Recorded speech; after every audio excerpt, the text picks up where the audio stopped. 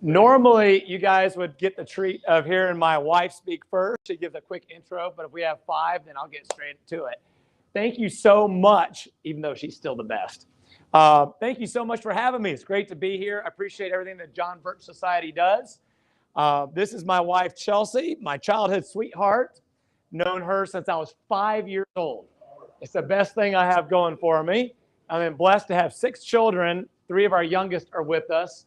And being that we're into the final several days of the campaign, the oldest 3 are somewhere around the state with other teams right now.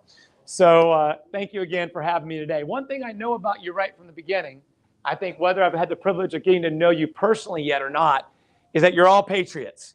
To be a part of this society, to be here on a beautiful day, vetting candidates, tells me a lot about you. So give yourself a round of applause, will you? Thank you. Because this is a serious times, very serious times. I believe we're at a tipping point right now. The question is, can we save this republic or will we lose it? Will we step up and vet these candidates that we're sending to the United States Senate? Because after all, this is not 2 years, not even 4 years. This is 6 years. And how many of you are ready to take back this U.S. Senate seat from the person who has it and didn't win it? You know what happened to this election in 2020. I've been saying it before I was ever running, before the election even took place. I said, if you mail out millions of ballot applications, you will have massive ballot harvesting. And I hate to say I told you, but I did. Unfortunately, I was not in an elected position at that time. Now, let me give you just a little backdrop here in a moment so you understand who I am that's applying to work for and serve you. Before I do that, let me ask you this real quick. How many of you in 2020 had a lot of sleepless nights? Watching our First Amendment rights being ripped right out from underneath us, freedom of speech, freedom of religion, the vaccine mandates, right? Getting between the doctor and the patient. Doctors afraid to tell us what, give us the advice they had for us out of fear of losing their license. And I kept thinking, not in America. I couldn't believe I was witnessing this, right? How many of you are concerned watching family values being destroyed?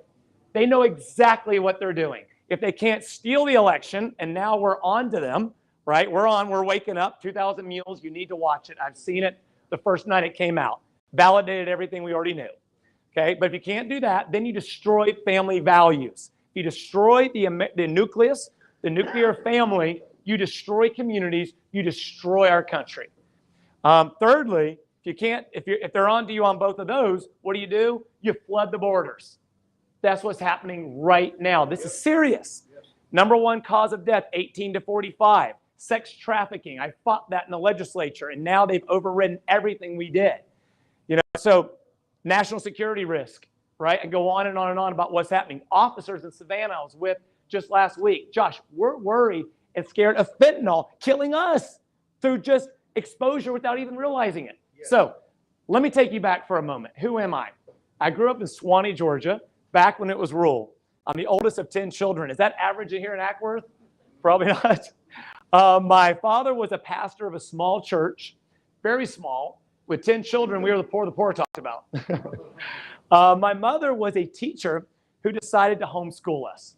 So thank God I was blessed to learn American family values, hard work, faith in God, serving others when my mother lost her health due to an accident, lost a kidney, spleen, and an adrenal. What do you think fell on me as the oldest? Step up, help raise the younger siblings, serve. So I'm not the celebrity in this race. Sports was something that we couldn't afford, didn't have the time for. Till I was 20, I was helping my parents buy their first house with the company I started in my teens that's still around today. In my 20s, I was building multiple companies, but a lot of my time was going to rolling up my sleeves to help turn the state red, volunteering to help get constitutional conservatives elected that I felt that were called to it. At 30, I was challenged. I was challenged to step out and serve myself. I stepped into a race that people thought we had no chance of winning against who the AJC said would be the next governor. By God's grace, we not only won, we won 70-30 in a landslide victory. Now, I earned the Defender of Liberty Award. I fought like you might know my brother, David Clark, Representative David Clark, Army Ranger, recently a Green Beret. It runs in our genes. We were raised to stand and to fight for this country, for this Constitution, to stand alone if you have to. I'm also, though, known by people who know me as winsome. I won't bend a knee. I've got a steel spine, but I'll bring people together to get things done. I'll go door by door, office by office. Case in point is when Obamacare was being implemented in the state of Georgia. I said, I'm a no. I went office by office, literally.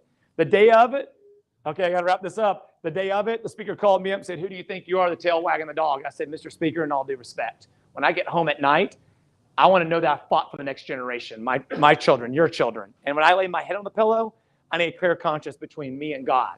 So that's, when you're electing somebody here, you can either roll the dice on a celebrity who can't win in November. I love him. I told him that. But with his book and all that, he can't. Or you can elect somebody who's a proven conservative who can beat Raphael Warnock in November, who's built a grassroots movement across the state. And you know what you're going to get. I've sold all my stocks. You should not be trading stocks in Washington. People are getting rich saying they're serving us. Signed a term limit pledge. I'll serve and I'll come home. So I'm going to ask you guys, take a look at votejosh.com. Feel free. I'll stick around as long as we can, answer any questions you have afterwards. This is serious business, and that's why we're putting everything on the line for it. It's why we put up $1 million last week to challenge Herschel to debate. It's not about me. It's not about him as a celebrity. It's about preserving the blessings of liberty that people have given their life for. Thank you so much. God bless you. God bless America. Yes, sir. Champion stopping the gas and oil so we can have back what we used to have? Absolutely. Yesterday, I was at a Walmart, a 20-year-old. As soon as Biden won, he lost his job in the oil fields in Texas. So where is he? Waking up. I'm proud of him. Waking up at 4 a.m. every morning, hardworking, Republican 20-year-old. But he said, what are you going to do for that? He said, I lost my job because of that. And of course, it's that's on a personal level just down the street, but it's affecting all of us. Families can't even, we're looking at, can we have our AC on? We didn't have AC when I was growing up, you know, but to see families, they shouldn't have to make that decision, right? There's no reason for that. It's simply because everything hinges on leadership. We get the wrong leadership. Yes, sir. Are you going to work on getting this out of the UN? Absolutely. And I'm so glad to hear y'all talking about, you know, the World Health Assembly and that vote that's coming up. You know, that's treason. That's absolutely treason what they're doing, giving up our sovereignty. But see, I understand sovereignty at a national level, but I also understand the 10th Amendment. That's why you want somebody who has served and come home, remember, not a career politician, served and left unopposed, but somebody who understands also the 10th Amendment, because the federal government, they're treading on our rights. And then what are they doing? Now they're ceding our sovereignty to the World Health Organization and the UN. So that's a huge issue for me and was since I was a child. First of all, we got to use, I'm strategic. We got to use my vote. I'm going to go up there. This is going to be, I hope we have more than one, but they're saying this is the most likely seat to flip if we have a proven conservative that can get people out. By the way, don't buy this identity politics, y'all. We can't buy this in this race. No, you don't need, and by the way, look at qualifications. That's all I'm asking. A black man doesn't have to run against Warnock any more than a white person has to run against Ossoff. Amen. It should be about, and my good friend Melvin Everson said, you look at qualifications over pigmentation. Character. This should be about character. But I will use that vote just like I will on the border.